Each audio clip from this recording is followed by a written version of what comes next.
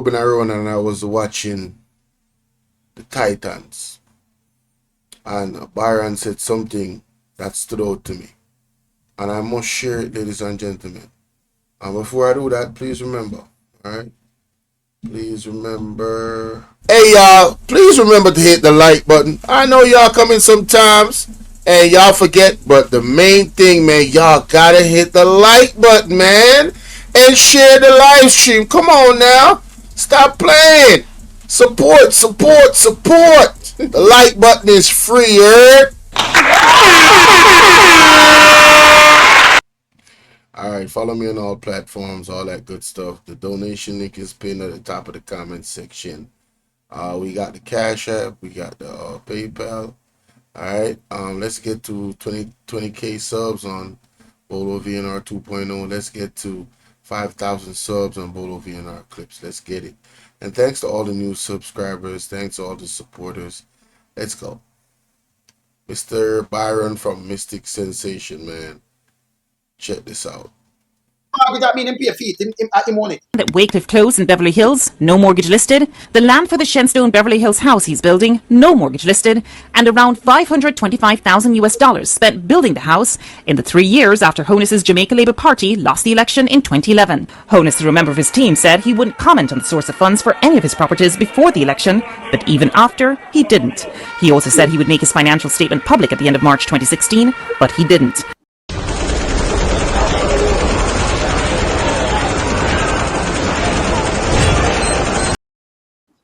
No, but take it away now by that. All right. The guy, All right. The guy he must sit up on the ballot. Where him get the money from? What's the source of income? All right. Funding. What's the source of funding, I should say? Outside. Okay, so let us begin, right, by saying all of the information that Lonesome had just presented, we are asking the Jamaica Labour Party administration if they can dispute any of the information. Can they dispute it? No, because it is 100% facts.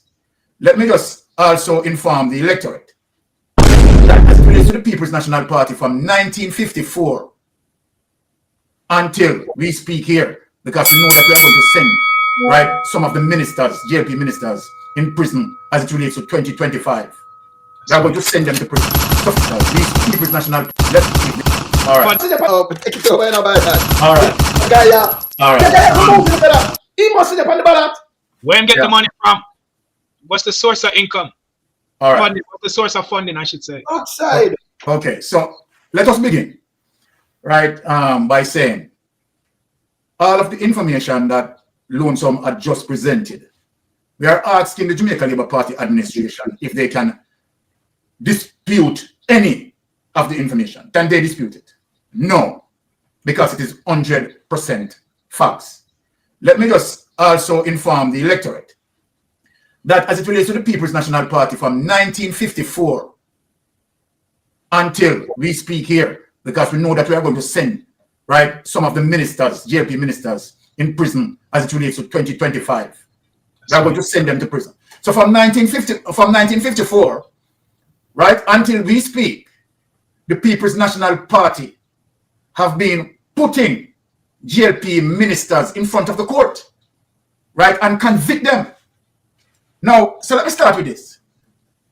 When you look at the clip that Lonesome just played, and you hear some people said, both parties are the same. Them sick. Now, you wonder to yourself, are these people of any brilliance, any at all? Seriously consider. When you that Lonesome just played, and you hear some people said, both parties are the same. Them sick. Now, you wonder to yourself, are these people of any brilliance, any at all? Now, seriously consider this.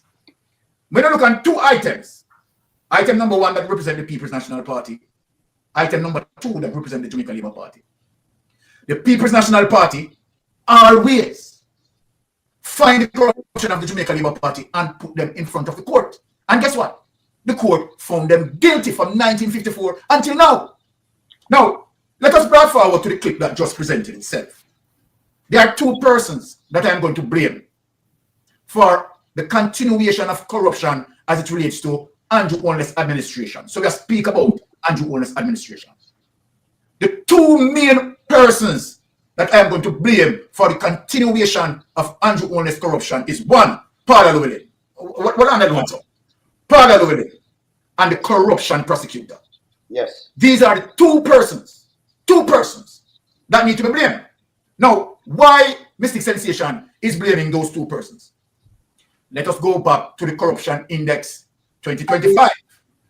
The Corruption Index is going to show you that Jamaica under Andrew Holness administration had dropped 4 digits down as it relates to corruption. Jamaica was at 44. And the reason for Jamaica to be at 44 was the participation only as a result of the inspiration of Mark Golding. Why? Mark Golding that crafted the 2017 Integrity Commission Act, crafted the bill, and Andrew Holness piloted through, you understand, to pass it 2017 as the Integrity Commission Act. And immediately, it was recognized by the world financiers, right, who had now raised Jamaica 4 digits upwards. As a matter of fact, not 4 digits upwards, let me correct myself, because Bruce Golding had brought it to the lowest level, Right. where the corruption index was reflecting 30 under Bruce Golding. Remember now, as it relates to understanding the corruption index, that anything below 50 is highly corrupted, anything above 50, right, is good. Right. So Bruce Golding, under Bruce Golding administration, it had dropped to the lowest as it relates to 30. So just imagine as it relates to 30 and it goes to 40.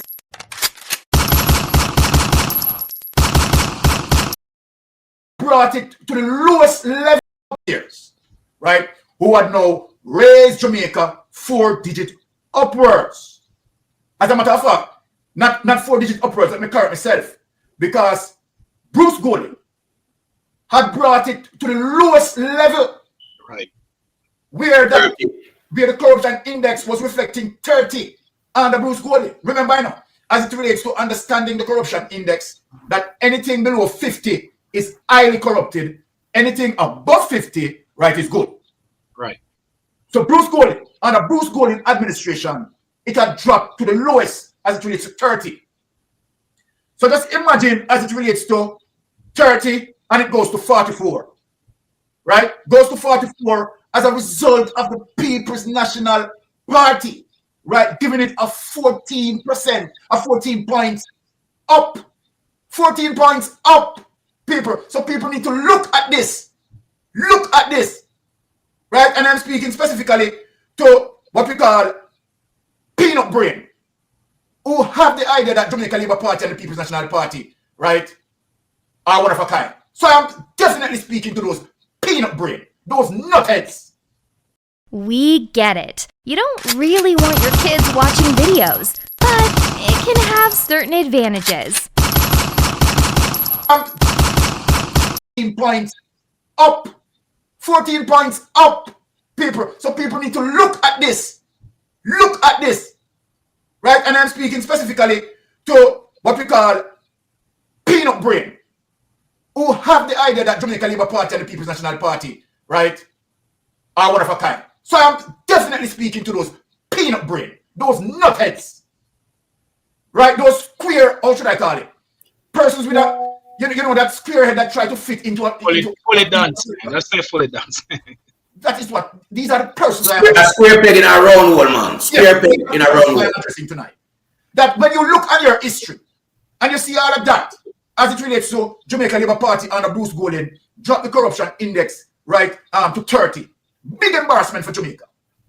Right? Now, People's National Party get in, right? And brought it 14 digit up, where we stood at 44. This where we stood at 40, sorry. 10 points, 10 digit up, where we stood at 40. Now watch this now, people. Watch this now. But it was at 40. Mark Golding as it relates to the introduction of the Integrity Commission Act 2017 that crafted by Mark Golding, 4 points upward again, make Jamaica in a position of 44 on the corruption index for 2023-2024 upward from 2017 upward. So from 2017 upward, right, the corruption index, when you read it, it is speaking that it is 44. Now, think of that, people. Now, so then the Andrew Holness administration, until now, what we have seen the corruption index 2025, another embarrassment for Jamaica. Yep. Big embarrassment. And the Andrew Holness administration had lost 4-digit downward. So let us ask a question, and for those who talk about PNP and JP are the same thing. Is it the PNP in power? Is it the PNP is in governance that caused the corruption index, the world financiers to look at it, World Bank and IMF and all these people, to say that, okay, all right, we have to take them 4-digit downwards as it relates to the corruption index? Andrew Holness-led administration. Now, when you have the corruption index, right, cause you to lose points, digit down in the corruption index, who do you look at? Let us ask the question for people who are thinking prudently. Who do you look at? Well, that you have to look on, the criminal justice system. Why do you need to look on the criminal justice system? Because the criminal justice system, right, should be capable enough to hold corruptors guilty. So when Mystic Sensation said, I blame 2 persons for this, the corruption index also blaming these 2 persons, right, which is Paula Llewellyn and DPP. In spite of what you want to talk and speak nice and talk about testicular fortitude and all of that bullshit that you want to speak about, she sits on corruption and protect these corruptors. The corruption prosecutor had done that as well. Yeah. Right? Failing to prosecute Andrew Holness and his criminal network. So let us move forward in terms of what we have seen now, right? Where SSL comes into play. Right? You don't want to go so far away. You want no. Hold on. Because we have to mash it up, but we give them say, but we have to mash up the SSL thing. Can remember we just give them the FINSAC thing, All right, so exactly. Since okay, so I don't want to jump the subject. You understand? Yes. So since I deal with the FINSAC, let me just confine myself to the FINSAC. And then when I deal with SSL, we mash up the SSL. All right, yes. So here it is as it relates to FINSAC. So I want to stay on point. Right? Now, ladies and gentlemen, just to break what Mr. Byron just talked about in terms of the corruption index. Just for some clarity for those who are not understanding, he's showing and proving that throughout the years, one of the biggest evidence is the corruption index. When a certain government goes into power, the corruption index is lowered. We lose points. We are seen amongst the world as more corrupt. And when another certain political party goes in power, that corruption index heightens, which is what you want it to do, because anything above 50% in the corruption index means that that party and that country, it has, greater respect in the world. They are seen as less corrupt. So the higher the score is, the less corrupt you are. The lower the score is, the more corrupt you are. And he mentioned something that I didn't even know. He mentioned that under the under the Mr. Golding, my name again, somebody type it in the chat. Mr. Golding, the Prime Minister, under his tenure, our score was the lowest ever, 30% out of 100. That's terrible, that's embarrassing. And then the PNP came in and they rose it up to 40. And then through Mark Golding work with the Integrity Commission Act, that he drafted and the JLP put into law, it went up again. And now, as the JLP is in power, that corruption index is going down. So the people that are saying that PNP and JLP is the same, well, I don't see You'll have to explain that to me, and I would love to hear it in the comment section. But let's get to the rest of what Mr. Byron has to say. Who we have as it relates to, right, the causation of the 90s financial meltdown, right? Edward Siaga, Dan Crawford, Paul Chen Young, right? Hugh Croskery, the culprits, Yeah. right? Now, look on the most excellent, one of the best finance minister who came under such pressure of these criminals with their Ponzi schemes, who can take up people investment, right? Millions of dollars of investment, lend it to them friend. As a matter of fact, give it to them friend.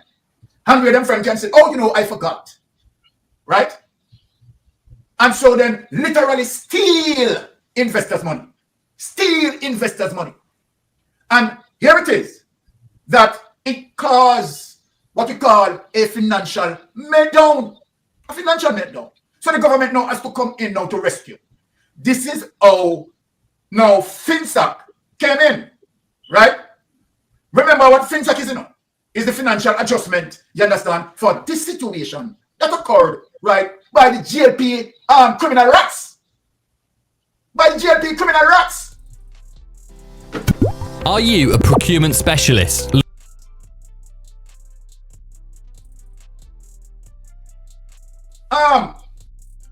By the JLP criminal rats, where Omar Davis, right, has to consult with some of the best financial advisors, because it is not Omar Davis. What people don't understand as it relates to how FINSAC was created. People just believe that, okay, it is just Omar Davis just jump up and just, I'm going to create FINSAC and just, no, that's not how it works.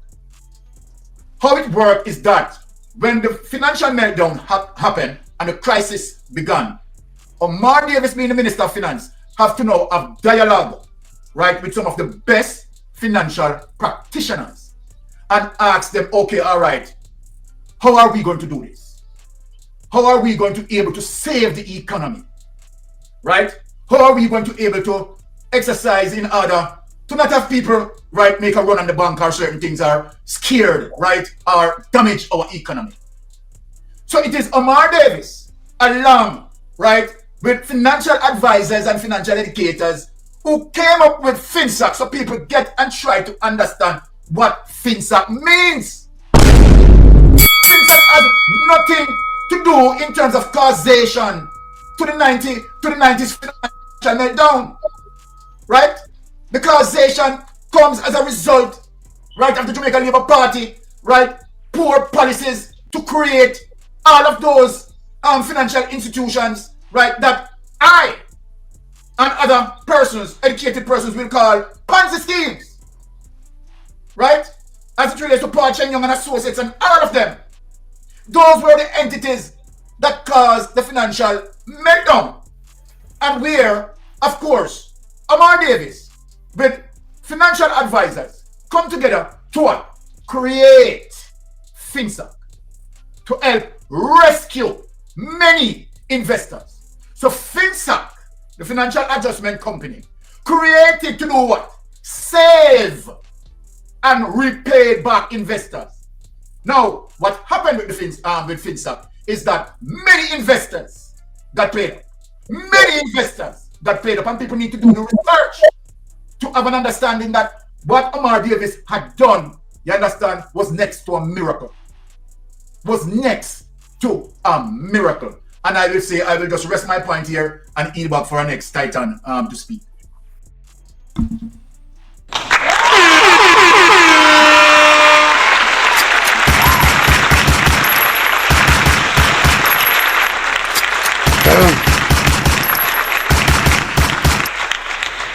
I've always heard, the FINSAC argument come up.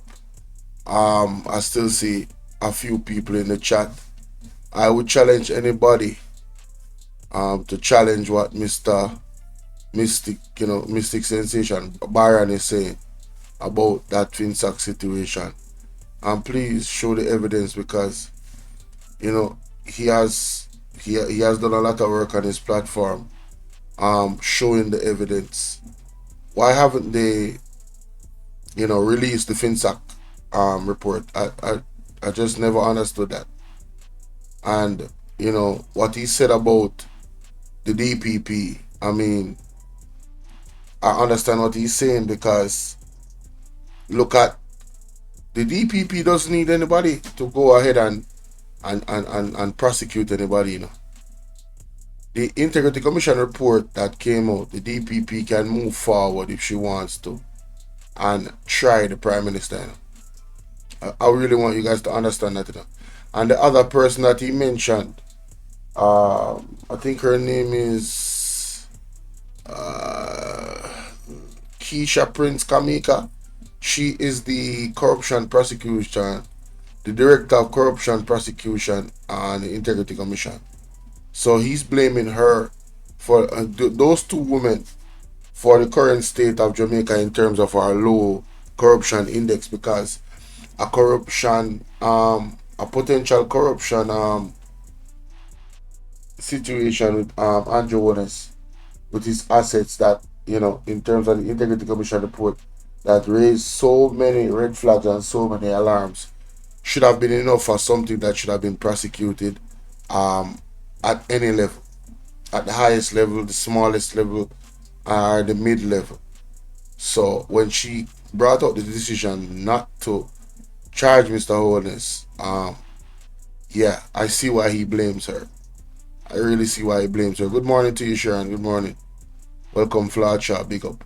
So let me know what you guys think about that, ladies and gentlemen. And I invite you guys to go ahead and visit Mr. Will Rattigan's page. This live was done last night. It is a 4-hour live. You guys know how the Titans are. Alright. This is the SSL saga, truth about FINSAC, corruption, PM, and Jamaica government. Yeah, man. Go right ahead and subscribe to this page right here. All credit to them. The clip came from them. Alright, so do the right thing in the comment section and tell me what you guys think. Drop your evidence, drop your facts and evidence. You know you can drop links in the comment section, alright? Newspaper articles, whatever the case might be, in terms of the information regarding FinSAC, that to challenge, please challenge Mr. Byron with facts, because he's an investigator. He does not work without facts, ladies and gentlemen. Big up Delroy and I place Great Britain, Blessings, and Jamaica. I represent both. Wagwan, morning. I think it's in the afternoon up there. It's about 5 hours ahead. It's almost 12 o'clock. So big up. So let me know what you guys think about that particular one in the comment section. I have something else for you.